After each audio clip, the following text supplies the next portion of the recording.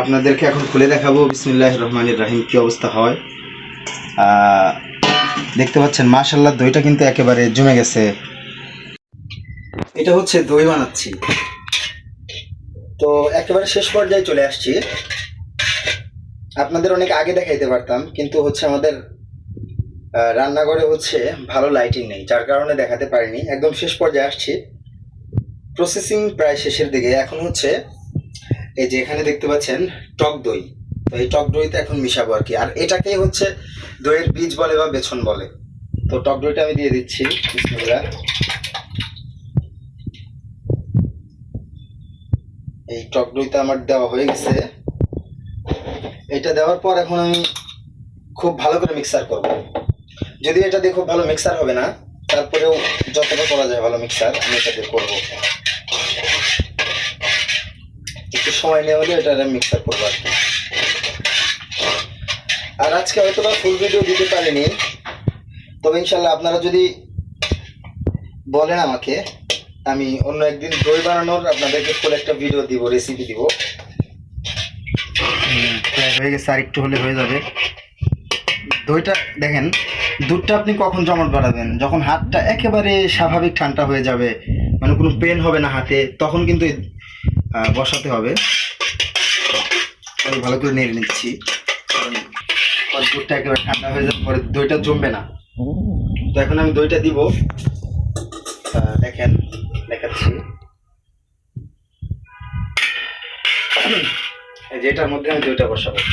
তো একটা জিনিস আপনাদেরকে আমি বলে রাখি, অনেকেই মনে করেন দই বসানোর জন্য মাটির কাপগুলো প্রয়োজন পড়ে, আবার অনেকেই বলে থাকেন স্টিল। আসলে দই বসানোর জন্য নির্দিষ্ট কোনো পাত্র নেই। আপনি প্লাস্টিকও বসাতে পারবেন, স্টিলেও বসাতে পারবেন, মাটিতেও বসাতে পারবেন, কাঁসাতেও বসাতে পারবেন। অর্থাৎ দই বসানোর জন্য যে কোনো পাত্রই যথেষ্ট। তো আমি দইটা এখন বসাবো ইনশাল্লাহ।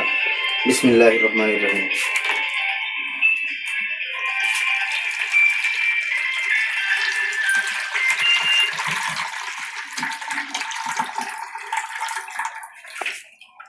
এখন দইটা আমি বসাই দিলাম। এখানে এটা যদি ভালোভাবে গলাতে পারতাম তাহলে অনেকেই আর একটু ভালো হতো।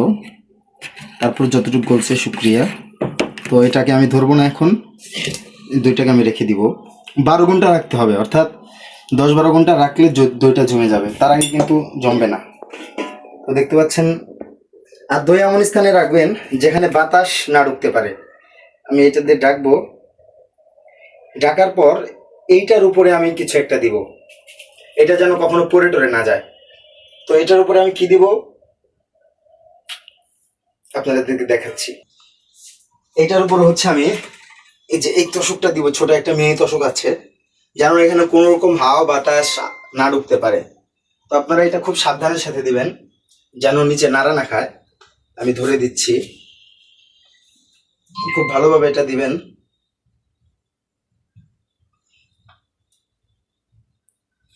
এবং শিওর করবেন যেন এখানে কোনো রকম বাতাস না ঢুকতে পারে।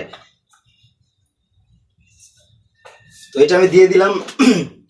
এখন রাত বাজে 9টা, আমি কালকে 9টায় আবার এটা খুলবো ইনশাল্লাহ, তখন আপনাদেরকে দেখাবো দইয়ের কি অবস্থা। তো আমি বলেছিলাম যে এটা 12 ঘন্টা পরে জমে যাবে। তো ঠিক 12 ঘন্টা পরে, অর্থাৎ রাত 9টায় বসিয়েছিলাম, সকাল 9টায় আবার আসছি।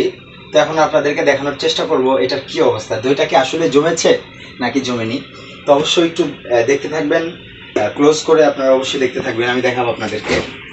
তো আপনাদেরকে এখন খুলে দেখাবো বিসমিল্লাহির রহমানির রহিম কি অবস্থা হয়। দেখতে পাচ্ছেন মাশাআল্লাহ দইটা কিন্তু একেবারে জমে গেছে। ভেবেছিলাম কিরকম না কিরকম হয়, কিন্তু দেখতে পাচ্ছেন একেবারে কিন্তু জমে গেছে। তো এখন এটা যদি আর একটু ফ্রিজ আপ করি তাহলে এটা আরও ভালো হবে আর কি। তো আপনারা যারা দই বানানো শিখতে চান অবশ্যই কমেন্ট করবেন, পরবর্তীতে ফুল ভিডিও প্রসেসিং আপনাদেরকে বলে দিব। তো আজকের মতো এখানেই থাক। আসসালামু আলাইকুম ওয়া রাহমাতুল্লাহি ওয়া বারাকাতুহু।